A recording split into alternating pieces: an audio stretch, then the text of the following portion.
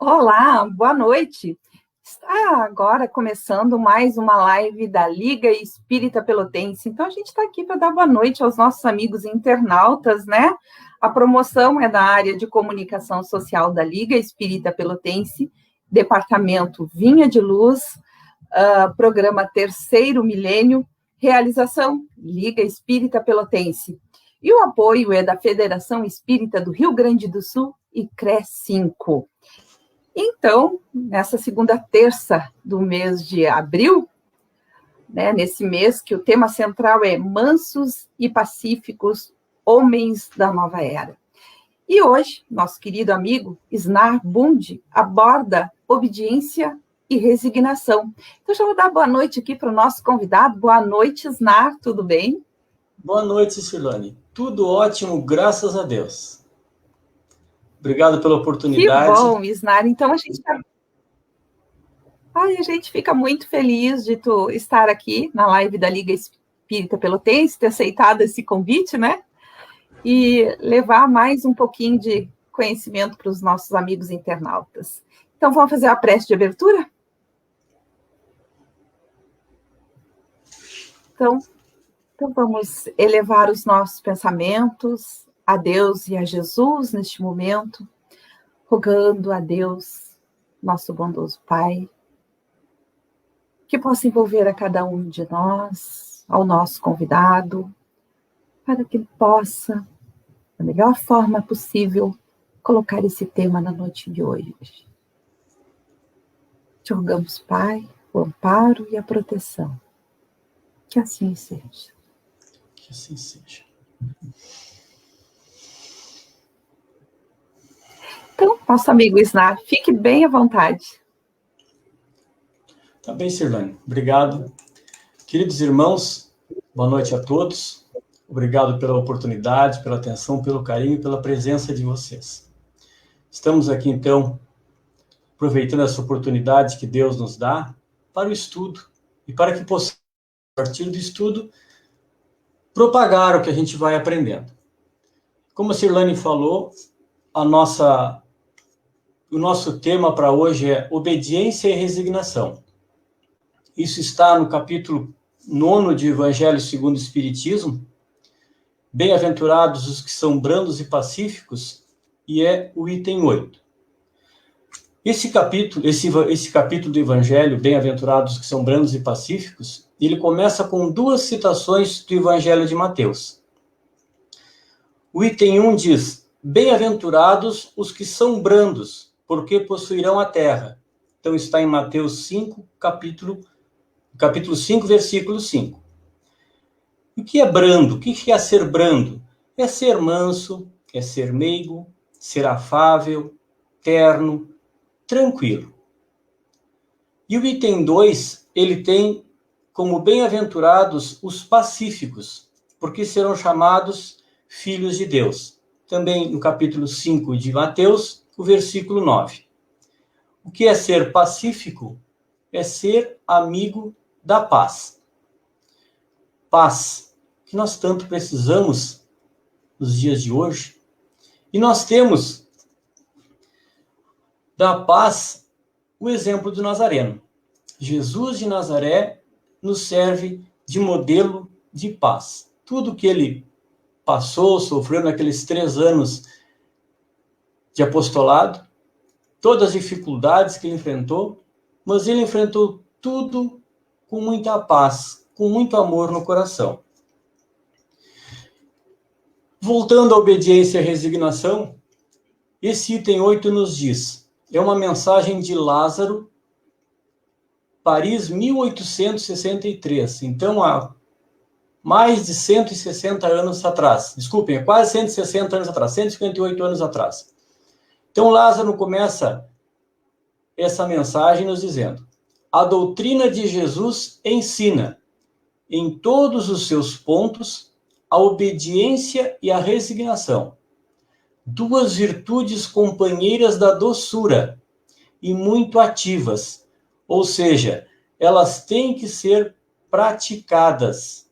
Não basta só nós falarmos em obediência, falarmos em resignação, se nós não a praticarmos. Então, elas têm que estar sendo praticadas sempre, a todo momento. Sempre que possível, vamos praticar a resignação e a obediência.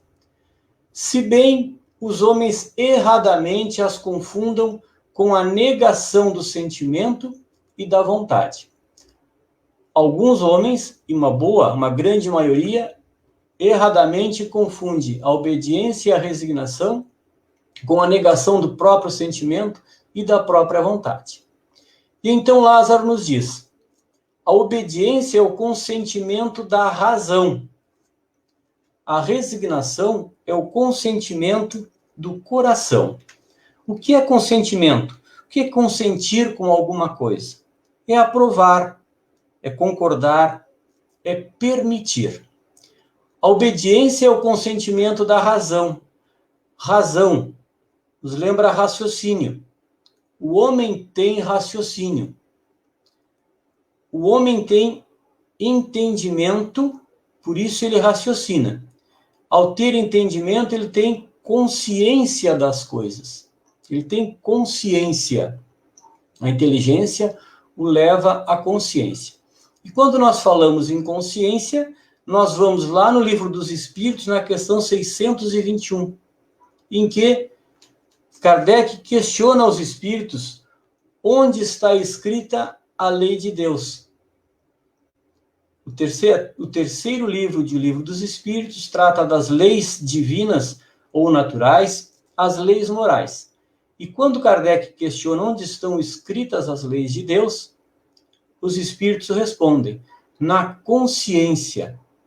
Então, se nós temos razão, raciocínio, inteligência, consciência, nós temos em nós, na nossa consciência, as leis divinas, as leis morais. Nós sabemos o que é certo, o que é errado, o que é bom e o que é ruim. E a partir desse estudo que nós fazemos das leis divinas, das leis naturais, nós vamos aprofundando cada vez mais este nosso entendimento. Então, as leis naturais estão na nossa consciência. Temos conhecimento, razão para isso. A primeira das leis divinas é a lei de adoração. E que nós, então, temos aqui a consciência da existência de algo muito superior a nós. Temos a consciência da existência de Deus. E que voltamos lá para a questão número 1 do Livro dos Espíritos, quando Kardec pergunta o que é Deus. Deus é a inteligência suprema, é a causa primeira de todas as coisas. E nesta lei de adoração, nós temos esse entendimento da presença de Deus, da amplitude, apesar de que nós não conseguimos entender que Deus é eterno, que não foi criado por nada e não vai se terminar, não tem início e não tem fim. Como também a questão do infinito, que são palavras que às vezes nós não conseguimos entender. O que é o infinito? O que não tem começo e não tem fim. Mas que a nossa consciência nos leve a entender a existência de Deus. E conforme nos disse Cristo, Deus é amor, é bondade, é misericórdia. E a resignação é o consentimento do coração. O que o coração representa para nós? O amor. A resignação é o consentimento do coração. E para nós, nós temos a figura do coração representando o amor, que é Deus, que é amor, conforme nos disse Jesus Cristo.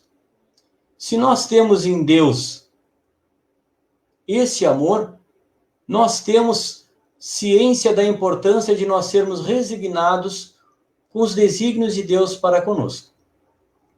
Seguindo o que nos diz Lázaro, referente à obediência e à resignação, forçativas ambas, porque carregam o fardo das provações que a revolta insensata deixa cair. Então, o fardo das provações, nós estamos nesse planeta de provas e de expiações. Nós temos provas para suportar aqui. Então, Com a obediência e com a resignação, esse fardo dessas provações se torna mais fácil de ser carregado. E nós temos o entendimento de que Deus dá para cada um fardo que é suportável pelas suas forças. Só que, como nos diz Lázaro, a revolta insensata deixa cair. Ou seja, o homem que se revolta pela sua insensatez, se revolta contra a obediência e a resignação aos desígnios de Deus, ele acaba fraquejando. Seguindo esse estudo sobre resignação, eu busquei no livro Estude e Viva, Mensagens dos Espíritos Emmanuel e André Luiz, com psicografia de Francisco Cândido Xavier e Valdo Vieira. Lá nesse livro, eles nos trazem o seguinte: habitualmente, falamos em tolerância como quem procura esconderijo à própria ociosidade. Lembremos desse termo, ociosidade. Ociosidade nos leva à zona de conforto, à acomodação. E eles dão um exemplo bem interessante. Um lavrador suportará corajosamente a chuvarada, o granizo ou a seca na plantação, mas não se acomodará com a formiga, com o gafanhoto, com a tiririca.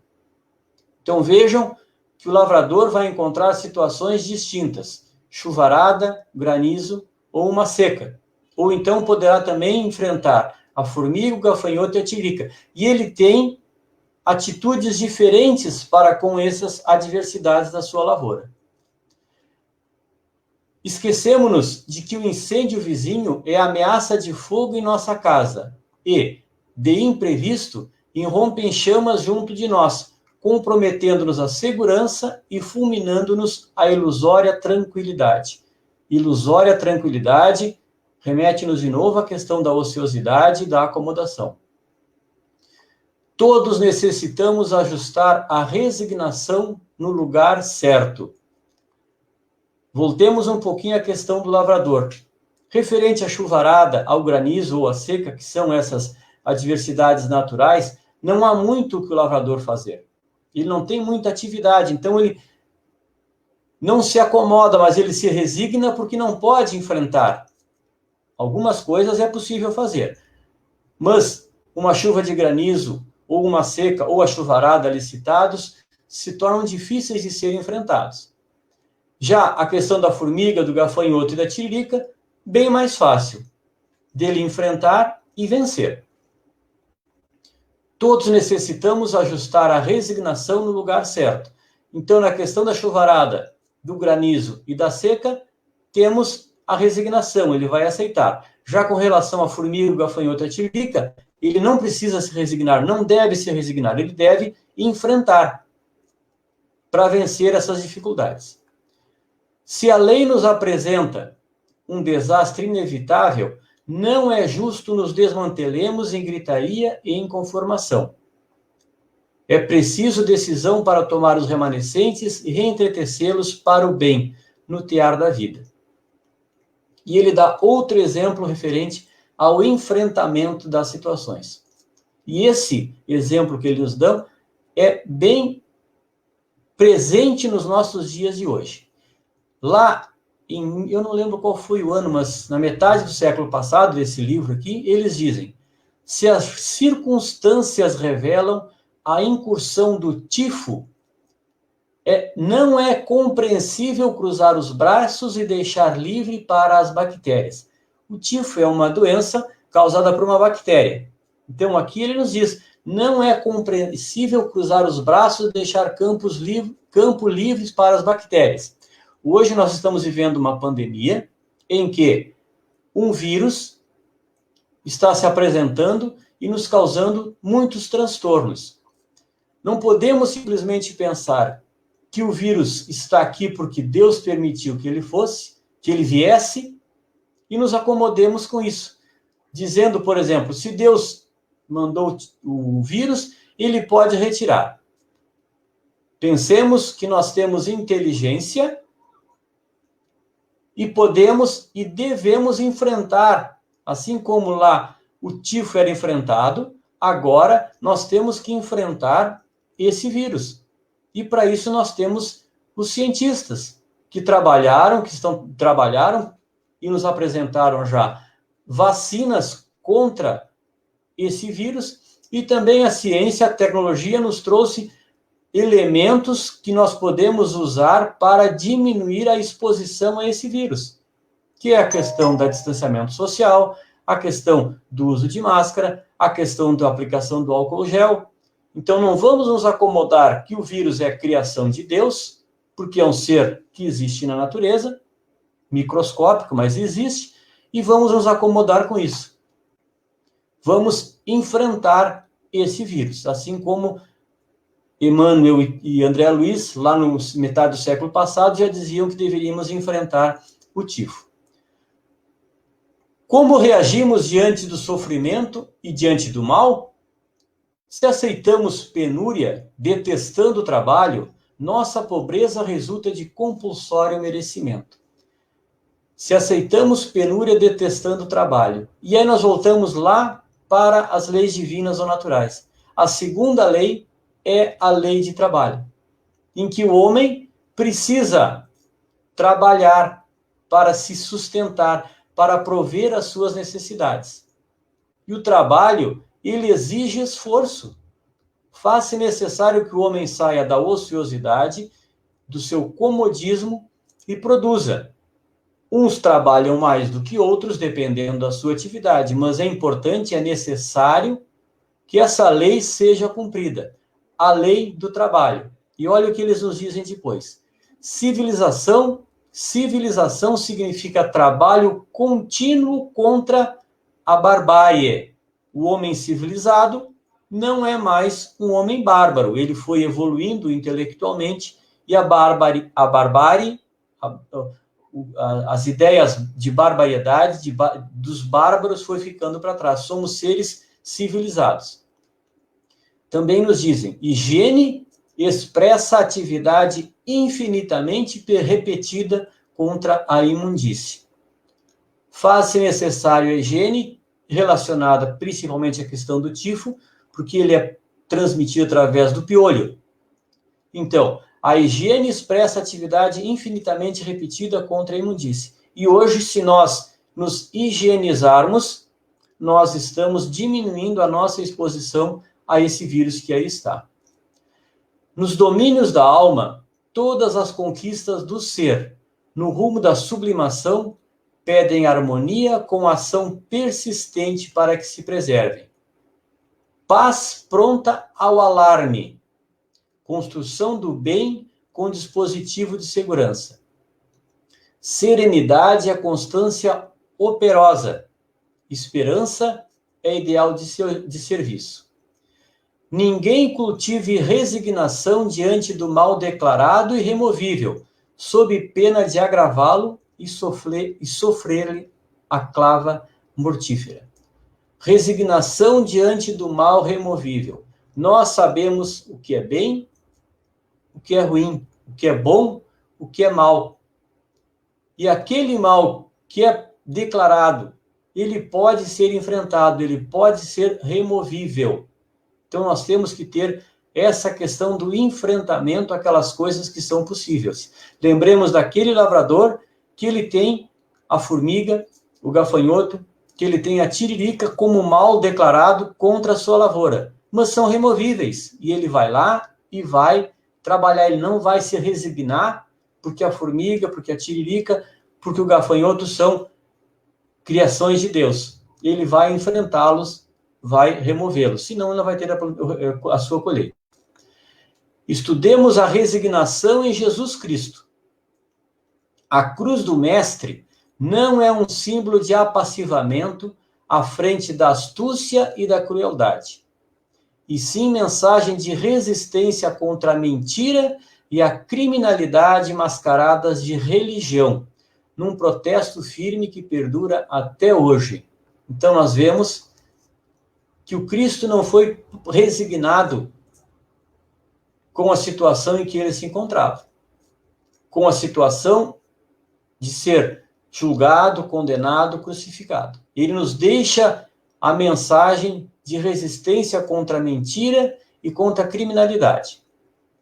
Também eu busquei em um outro texto, em um outro livro, Grandes e Pequenos Problemas, Angel Aguarodi, eu não sei se é esse o nome, é um espanhol, ou uma espanhola, Angel, desculpe, que nos diz: a resignação, virtude que não constitui a abdicação da própria vontade, brota da humildade e da paciência, e não significa submeter-se o indivíduo incondicionalmente à vontade alheia. Isto seria uma covardia, uma rendição com armas e bagagens.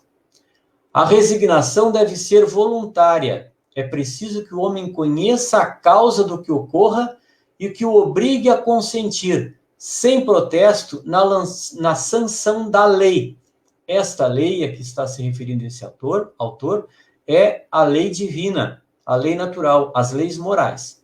Pois que a resignação é o assentimento da alma ao inevitável. E sem o conhecimento, não pode a alma ter consciência do que é evitável e do que não é. Então, a alma tem conhecimento e, através da sua consciência, saberá o que é evitável e o que não é. O espírito deve tender sempre para a realização do melhor. O espírito está aqui para realizar atividades para se melhorar, não necessariamente para sofrer. E dependemos do que nós podemos ter, o que é o sofrimento. O trabalho necessário a nosso ganha-pão, ele pode ser considerado um sacrifício. Pessoas trabalham de maneira sacrificante, não gostam do que fazem e reclamam do trabalho. Mas isso não quer dizer que ele não possa ser feliz com o seu trabalho. E deve ser, fazer aquilo que gosta para se autossustentar. E por isso mesmo, contra tudo quanto, em sua opinião, não seja o melhor, deve lutar e opor-se. Então, aquilo que o homem que entende que não seja o melhor, ele deve lutar e deve se opor, até conseguir esse melhor que ele procura. Então, ele quer melhorar, ele vai procurar, ele vai fazer esse enfrentamento, ele vai ter dificuldade, vai ter trabalho, talvez sacrifício para conseguir isso. Mas se ele quiser, ele pode. Algumas coisas não são possíveis, mas dentro da situação em que ele tem de compreensão da sua consciência, ele pode enfrentar. Somente quando, pela luta, não possa conseguir a vitória do seu propósito, ou fazer flutuar a ideia que, alimentado por sua alma, deseja que triunfe, cabe a resignação. Então, quando pela luta ele não consegue vencer as dificuldades, aquilo que ele quer, aquilo que ele busca, que aí então cabe a resignação. Mas ele tem que lutar, ele tem que correr atrás, ele tem que buscar vencer essas dificuldades. A resignação, porém, se impõe em todas as circunstâncias da vida. As expiações, as provas e as reparações que a lei sujeita o espírito, como efeito de causas geradas por ele e cujas consequências não pode subtrair-se. Então, consciência, lei divina, lei de adoração, de Deus de amor, desse Pai que nos ampara, que jamais nos abandona e que nos dá aquele fardo que nós temos condições de carregar. Prova, expiação, reparação que nós temos que fazer com isso, vamos enfrentá-la. Mas tenhamos consciência de que isto é reparação nossa. Nós é que acordamos isto antes do reencarne. Escolhemos as nossas provas, as nossas dificuldades, com a boa vontade de superá-las. Contra esses decretos, contra essas sanções da lei moral, da lei divina natural, é insensato rebelar-se. Ou seja, não adianta nós nos rebelarmos contra essas dificuldades que nos são impostas pelas leis morais. Demais, por muito que lastime a alma, a sanção de uma lei moral e física, isso é o melhor. Além das sanções da lei divina, para cujo cumprimento não se pede o parecer do indivíduo sobre quem elas incidem, ao compromisso voluntário, o pedido feito por ele antes de sua reencarnação e ainda no curso desta, nos momentos de lucidez ou de emancipação do seu espírito durante o sono. Então, aqui novamente, esse autor nos fala daquilo que nós temos esses compromissos adquiridos, feitos, esses pedidos foram feitos por nós antes da reencarnação. Embora o indivíduo não, de nada disso se recorde no estado de vigília, tudo tem que se cumprir. E quando se cumpre, ocorre o que se costuma chamar adversidade, obstáculos insuperáveis, fatalidades. Então, são essas nossas dificuldades do dia a dia. E que nós, espíritos atrasados, necessitando resgatar dívidas, vamos encontrar essas dificuldades. Não pensemos como sofrimento, mas como etapas a serem superadas através da nossa dedicação e do nosso trabalho. A vida, no nosso dia a dia, nos apresenta isso. Nós vamos para a escola, no começo da nossa vida escolar, e vamos aos poucos estudando, enfrentando as nossas provas na escola, precisamos estudar e precisamos vencer essas dificuldades na escola, do nosso aprendizado, do nosso estudo. São dificuldades, mas nós os superamos. Sempre que isso acontece e que nenhum indivíduo apela contra a fatalidade que o percebe, produz o efeito desejado. Eis chegado o momento da resignação. Então, aquilo que nós não conseguimos superar, mais uma vez, o indivíduo, o espírito, apela, ou seja, se resigna aceitando aquelas dificuldades. Dado que o indivíduo não aceite tudo como destino e busque por meios honestos e morais a maneira de furtar-se efeitos desagradáveis, isso não implica protesto contra a lei, nem falta de resignação. Se ele está disposto a submeter-se sem revolta, uma vez declarada a falência de todos os meios postos em jogo para evitar o fracasso dos propósitos que alimentava e conseguir a vitória nas lutas da vida. Então, não é errado e tentar enfrentar essas dificuldades. Ele quer se submeter, só não pode se revoltar, ele tem que seguir em frente. Porque importa se compreenda que o ser humano não foi criado para um autômato. O homem não é um autômato, ele vai evoluindo desde o primórdio dos tempos, o homem das cavernas, com todas as suas dificuldades, quando nós lá estivemos, evoluindo intelectualmente e moralmente. Estamos aqui, nesse nosso estágio de provas e expiações. Um dia seremos espíritos puros, perfeitos, mas isso vai levar tempo e trabalho, aprimoramento nosso. Mas para, em todo o curso da sua evolução, atuar como um ser consciente que deseja capacitar-se de sua situação e da maneira que vai avançando para a culminância do seu destino, para a perfeição. Claro é que a submissão absoluta terá de vir, pois constitui um dos característicos que adornam o ser evoluído. Essa submissão terá de se produzir, não em virtude do desconhecimento do plano da evolução e do modo que essa se realiza, mas, ao contrário, pelo conhecimento de tudo isso. Eis porque deve a criatura lutar sempre contra o que é adverso, conforme o seu modo de compreender, até vencer-se, ou convencer-se da derrota, pela impossibilidade de continuar a reagir. Então, existem etapas que nós não vamos conseguir, não vamos vencer, não vamos superar. Então, vamos nos resignar para isso. Porém, justificada a oposição a tudo aquilo que possa considerar lesivo a si, preciso é que esteja sempre prevenida para a reação na luta, porque o espírito que na Terra evolui, em regra geral, tem necessidade para seu próprio bem de suportar contrariedades invencíveis e de passar por sofrimentos, a que é impossível encontrar remédio.